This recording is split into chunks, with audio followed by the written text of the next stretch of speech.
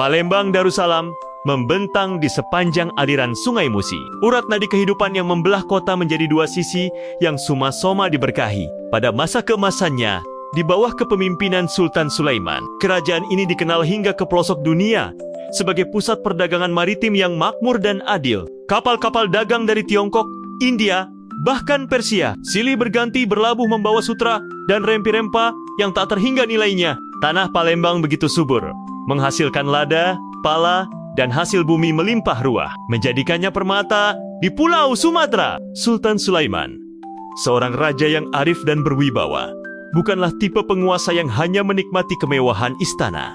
Ia dikenal sering menyamar sebagai rakyat biasa, berjalan di pasar dan perkampungan untuk mendengar langsung keluh kesah rakyatnya. Keadilan adalah pilar utama pemerintahannya. Tidak ada rakyat miskin yang terlantar, dan tidak ada pejabat yang berani korupsi. Kehidupan di Palembang saat itu ibarat sungai yang mengalir tenang, penuh berkah, dan jauh dari prahara. Rumah-rumah panggung berjejer rapi di tepian Musi, memancarkan cahaya lampu minyak yang ramah di malam hari. Sultan Sulaiman selalu memegang teguh filosofi bahwa kekayaan sejati sebuah kerajaan terletak pada kebahagiaan dan kemakmuran rakyatnya. Bukan hanya pada tumpukan emas di gudang istana, namun di balik kemakmuran yang tampak abadi itu, terkadang terbersit kerisauan kecil di hati sang sultan. Kerisauan akan kemungkinan manusia terlena oleh harta dan melupakan sumber rezeki mereka yang sesungguhnya, alam dan Tuhan.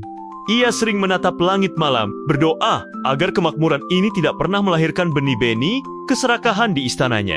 Kebahagiaan Sultan Sulaiman mencapai puncaknya ketika permaisurinya melahirkan seorang putri tunggal yang diberi nama Putri Bunga Melati. Nama itu diberikan karena kecantikannya yang sederhana namun menawan, seharum bunga melati yang mekar di pagi hari dan melambangkan kemurnian serta kelembutan. Seluruh Palembang merayakan kelahiran sang putri dengan pesta selama 7 hari 7 malam. Lampion-lampion digantung di sepanjang Musi. Perahu-perahu dihias seperti angsa emas, dan rakyat disuguhi makanan lezat tanpa henti. Sultan Sulaiman yang mendambakan seorang ahli waris mencurahkan seluruh kasih sayangnya kepada putri kecilnya itu. Putri Bunga Melati tumbuh menjadi gadis yang luar biasa. Ia tidak hanya mewarisi kecantikan ibunya dan kebijaksanaan ayahnya, tetapi juga memiliki hati yang sangat peka terhadap penderitaan orang lain. Saat usianya beranjak remaja, ia sering meminta izin kepada ayahnya untuk keluar istana. Bukan untuk bermain, melainkan untuk mengunjungi perkampungan miskin dan membagikan makanan serta obat-obatan. Ia tidak pernah memandang rendah siapapun dan selalu menyapa dengan senyum tulus. Di istana, ia gemar belajar tentang ilmu pengobatan tradisional, membaca naskah-naskah kuno, dan mendengarkan kisah-kisah rakyat. Rakyat Palembang sangat mencintai putri mereka. Mereka melihatnya sebagai perwujudan kasih sayang Sultan Sulaiman. Putri Bunga Melati adalah permata Palembang, bukan karena mahkota yang akan diwarisinya, melainkan karena kebaikan hatinya. Sultan Sulaiman bangga, tetapi ia tahu bahwa putrinya yang lembut harus siap menghadapi tantangan hidup yang mungkin lebih berat daripada kemewahan istana. Ia mendidik sang putri dengan ketegasan dan kasih sayang, mempersiapkannya untuk menjadi pemimpin yang bijaksana, bukan hanya seorang ratu yang cantik. Ia mengajarkan Bunga Melati bahwa kepemimpinan adalah pengorbanan, dan pengorbanan terbesar adalah menempatkan kebutuhan rakyat di atas kepentingan pribadi. Di tengah kegemilangan Palembang, suatu sore yang hening, seorang datok tua yang berpakaian serba lusuh dan membawa tongkat dari kayu meranti tiba di gerbang istana. Wajahnya dipenuhi keriput yang menyimpan ribuan tahun kebijaksanaan, dan matanya memancarkan cahaya yang menusuk kalbu. Ia meminta bertemu Sultan Sulaiman. Biasanya, datok seperti ini akan disambut hormat, namun para pengawal istana yang terlena kemewahan meremehkan penampilannya. Berita ini sampai ke telinga Putri Bunga Melati. Ia segera menghampiri datok tua, membungkuk hormat, dan mempersilakannya masuk. Tindakan ini membuat Sultan Sulaiman terkesan dan segera menemui datok tersebut. Di ruang singgasana yang megah, datok tua menyampaikan sebuah ramalan dengan suara yang bergetar namun tegas. Anakku Sultan Sulaiman, kemakmuran Palembang ini ibarat ombak yang suatu saat akan surut. Langit akan murka dan bumi akan kering. Palembang akan diuji oleh kekeringan panjang yang disebabkan oleh satu hal, keserakahan yang terpendam di dalam istana dan hati beberapa pembesar. Ucap datok itu. Sultan terdiam, hatinya merinding. Datok tua melanjutkan, Satu-satunya cara untuk mengembalikan keseimbangan dan memulihkan bumi adalah dengan mencari pohon emas di puncak bukit 1000 bayangan. Pohon itu bukanlah harta, melainkan kunci kebijaksanaan yang telah lama hilang. Datok itu memberikan petunjuk samar tentang lokasi bukit di hulu sungai. Setelah menyampaikan pesannya, Datok tua menghilang secepat ia datang, meninggalkan Sultan Sulaiman dalam kegelisahan mendalam. Sultan sadar, ramalan ini adalah teguran atas kelalaiannya mengawasi hati para pembesar, dan mungkin juga atas sedikit keangkuhan yang mulai tumbuh di antara rakyatnya. Ia menyimpan ramalan ini ropet-ropet. Namun ia tahu, ia harus bersiap menghadapi ujian berat yang akan datang. Ramalan Datok tua mulai menjadi kenyataan dengan kecepatan yang mengkhawatirkan. Musim hujan yang dinanti-nantikan tak kunjung tiba. Matahari bersinar terik tanpa ampun, membakar persawahan hingga retak-retak. Bulan demi bulan berlalu, dan kekeringan semakin parah. Sungai Musi yang biasanya berarus deras dan lebar, kini surut drastis, menyisakan lumpur yang mengeras dan perahu-perahu yang kandas tak berdaya. Ikan-ikan mati mengering, dan sumber air bersih menjadi rebutan. Paceklik besar melanda Palembang. Rakyat mulai menderita. Tangisan bayi yang kelaparan dan rintihan orang tua yang kehausan terdengar hingga ke istana. Gudang logistik istana memang masih penuh berkat pengelolaan Sultan yang baik. Namun ia tahu, cadangan itu tidak akan bertahan selamanya jika kekeringan terus berlanjut. Hati Sultan Sulaiman hancur melihat penderitaan rakyatnya. Ia memerintahkan untuk membagikan seluruh cadangan makanan yang ada. Tetapi ia juga merasakan tekanan yang luar biasa. Para pembesar yang sebelumnya hidup mewah mulai menyalahkan satu sama lain dan bahkan menyuarakan keraguan terhadap kepemimpinan Sultan. Suasana istana yang semula damai kini dipenuhi ketegangan dan keputusasaan. Sultan teringat pesan Datok tua tentang keserakahan yang terpendam, dan ia mulai merenungi siapa di antara mereka yang telah melupakan rasa syukur. Ia menyadari bahwa ia tidak bisa hanya menunggu. Ia harus bertindak. Malam itu, di bawah bulan yang redup dan langit yang tak bertanda awan, Sultan Sulaiman mengambil keputusan besar. Ia akan melaksanakan amanat Datok tua. Ia harus mencari pohon emas itu. Keputusan ini adalah pertaruhan nyawa. Tetapi demi Palembang dan rakyatnya, ia bersedia mengorbankan segalanya.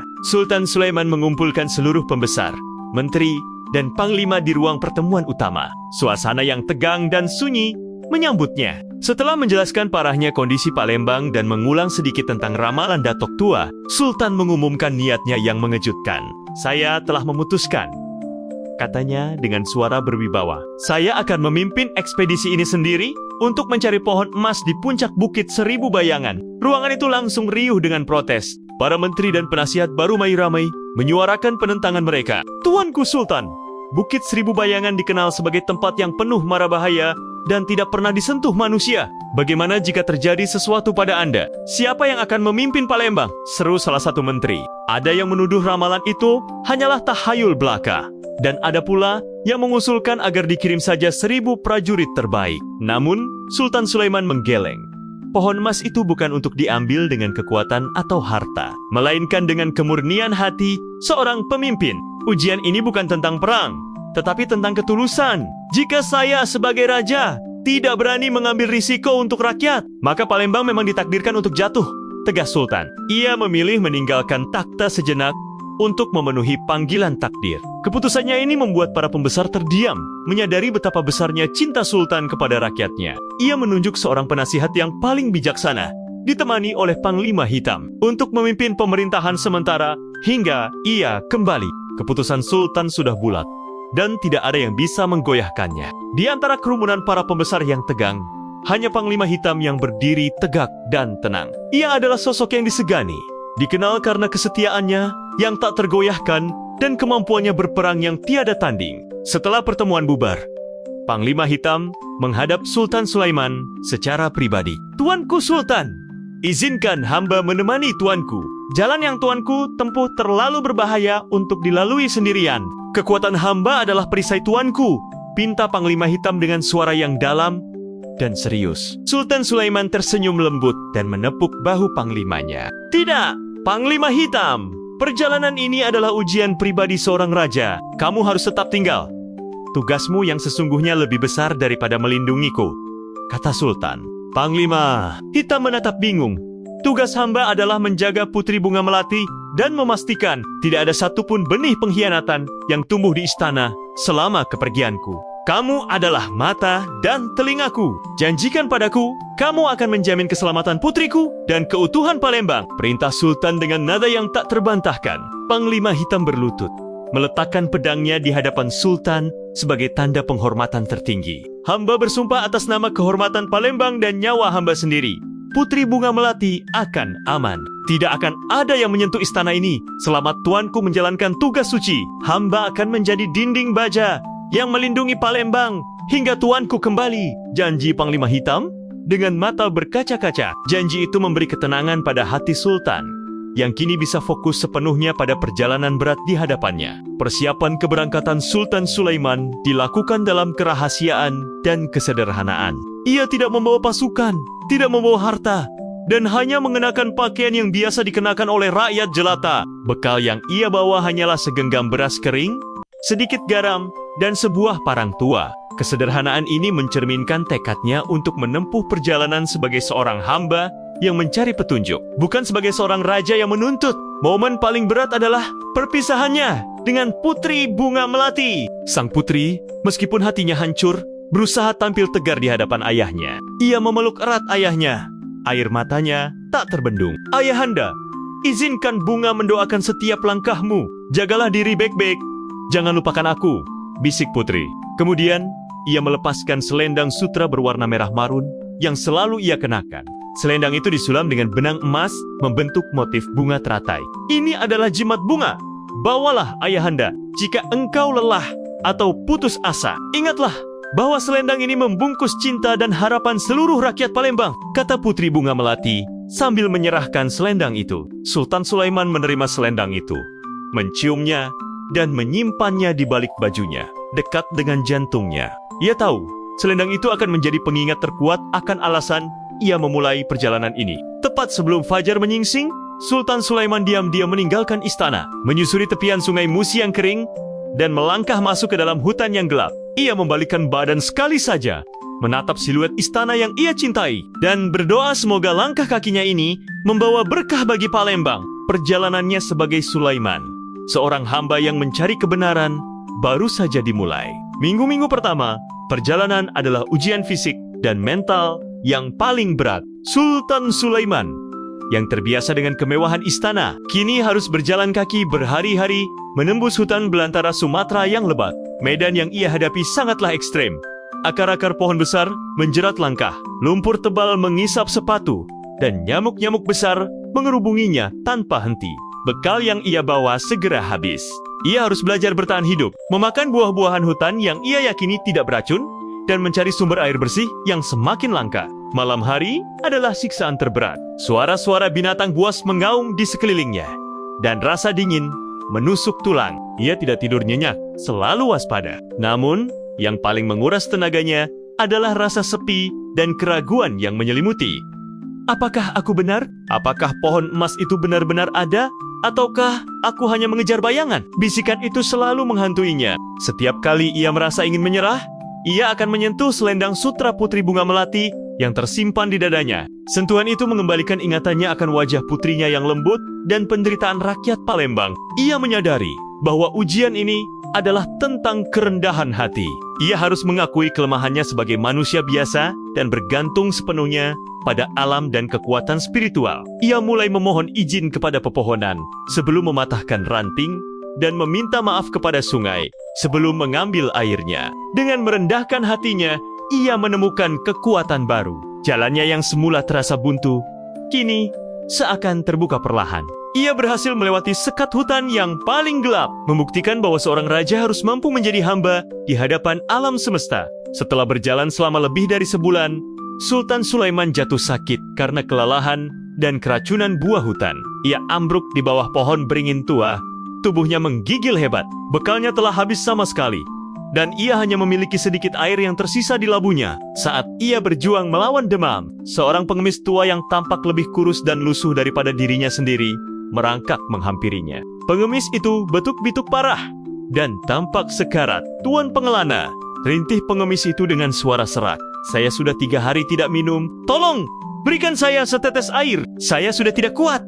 Sultan Sulaiman menatap labunya. Hanya ada beberapa tetes air yang sangat berharga di dalamnya, yang ia simpan untuk menyelamatkan nyawanya sendiri. Rasa egois berbisik di telinganya, menyuruhnya menyimpan air itu. Tetapi, ia teringat lagi ajaran Datuk Tua tentang keserakahan.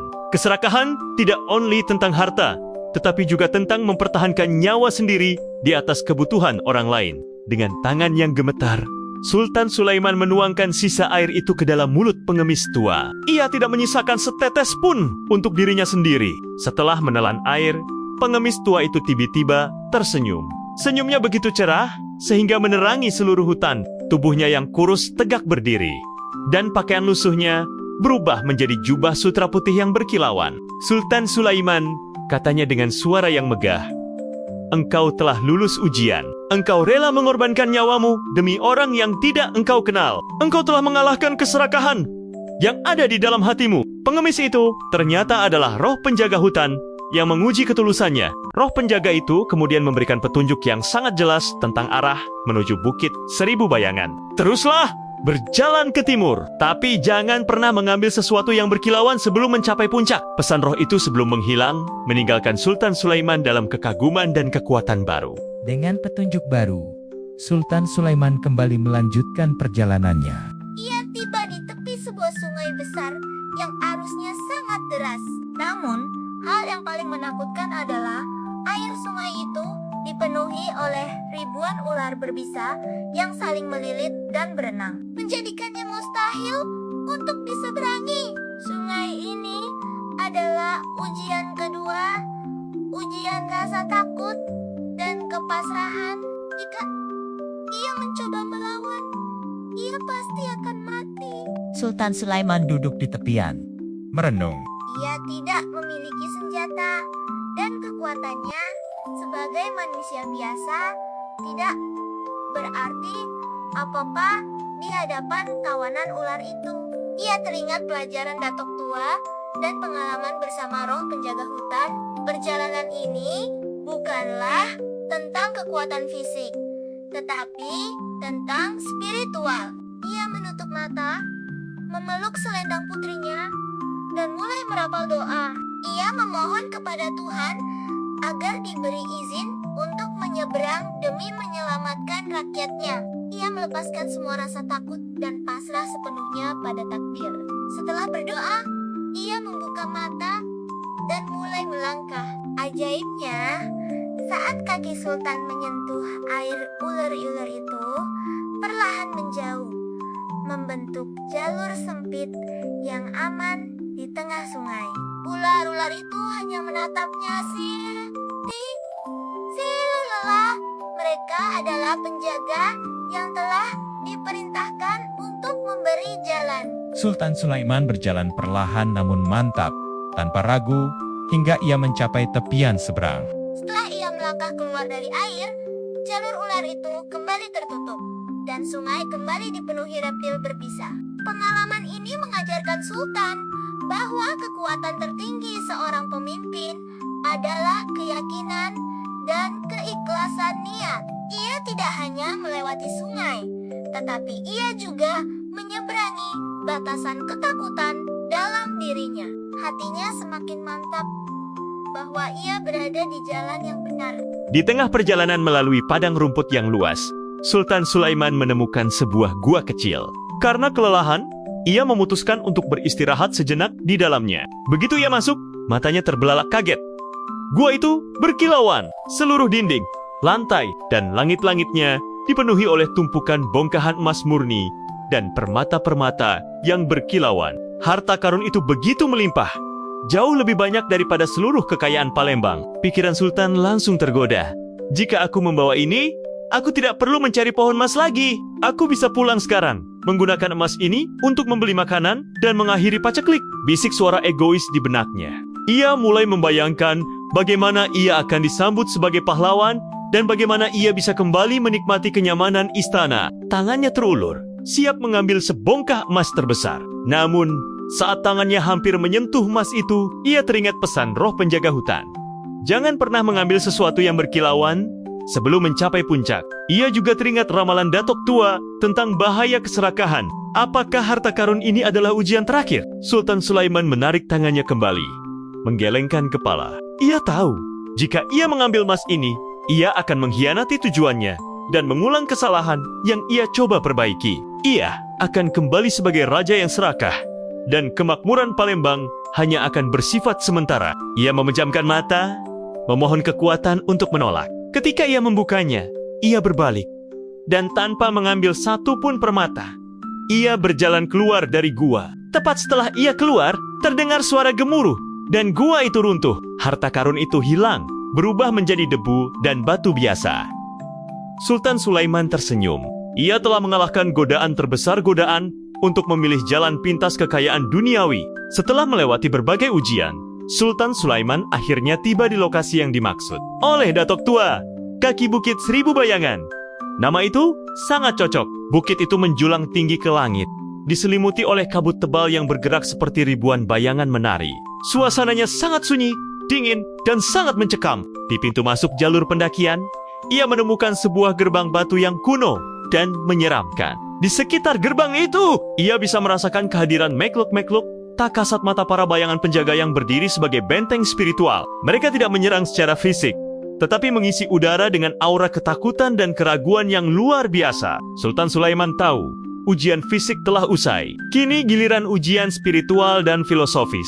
Tiba-tiba, udara di sekelilingnya bergetar, dan sebuah suara berat, seolah berasal dari dalam bumi, bergema di telinganya. Siapapun yang ingin mendaki dan mencari pohon emas harus membuktikan niatnya. Kami adalah bayangan penjaga. Kami hanya mengizinkan orang yang membawa kebenaran sejati di hatinya untuk lewat. Jika engkau membawa keserakahan atau keangkuhan, engkau akan terperangkap di sini selamanya. Gema suara itu. Sultan Sulaiman berdiri tegak. Ia tidak gentar. Ia telah meninggalkan kekuasaannya, hartanya, dan bahkan nyawanya untuk tujuan ini. Ia mengambil napas dalam-dalam, siap menghadapi teka-teki moral yang rumit dari para penjaga itu. Ia mengencangkan genggamannya pada parang, bukan untuk menyerang, tetapi sebagai penopang dirinya. Ia tahu, jawaban yang salah akan berarti akhir dari dirinya dan Palembang. Suara berat dari bayangan penjaga kembali bergema, kini lebih fokus dan menuntut. Mereka mengajukan teka-teki, sebuah ujian pamungkas yang menyentuh inti dari kepemimpinan dan kebijaksanaan. Kami melihat hatimu, Sultan Sulaiman. Kami melihat pengorbananmu. Tapi kami bertanya, dari semua yang engkau miliki dan semua yang engkau cari, apakah yang paling berharga? Apakah kekayaan yang membuatmu berkuasa? Apakah kekuasaan yang membuatmu disegani? Atau apakah keikhlasan yang membuatmu menjadi hamba? Suara itu menuntut jawaban yang jujur dan tunggal. Sultan Sulaiman berpikir sejenak. Jika ia menjawab kekayaan, ia akan gagal karena ia baru saja menolak harta karun di gua. Jika ia menjawab kekuasaan, ia akan gagal karena ia telah meninggalkan tahtanya demi perjalanan ini. Jawaban yang benar haruslah mencakup keseluruhan perjalanannya. Dahulu, saya berpikir kekayaan dan kekuasaan adalah yang paling berharga. Tetapi melalui perjalanan ini, saya menyadari kebodohan saya. Jawab Sultan dengan mantap. Yang paling berharga bukanlah yang saya miliki, melainkan yang saya berikan. Yang paling berharga adalah keikhlasan dan pelayanan kepada rakyat. Ia melanjutkan, kekayaan hanya benda mati, kekuasaan hanya bayangan. Tetapi keikhlasan seorang pemimpin untuk melayani rakyatnya adalah sumber mata air yang tak pernah kering. Pohon emas yang saya cari pasti adalah simbol dari pelayanan ini. Begitu ia menyelesaikan kalimatnya, kabut tebal di sekelilingnya terbelah, bayangan penjaga menghilang, dan gerbang batu terbuka tanpa suara. Jalan menuju puncak yang dulunya gelap, kini diterangi oleh sinar matahari yang hangat. Sultan Sulaiman berhasil. Ia telah menukar keangkuhan seorang raja dengan kerendahan hati seorang pelayan. Sultan Sulaiman mendaki jalan yang kini terasa lebih mudah, didorong oleh semangat dan pencerahan yang baru ia peroleh. Akhirnya, setelah berjalan beberapa jam, ia mencapai puncaknya.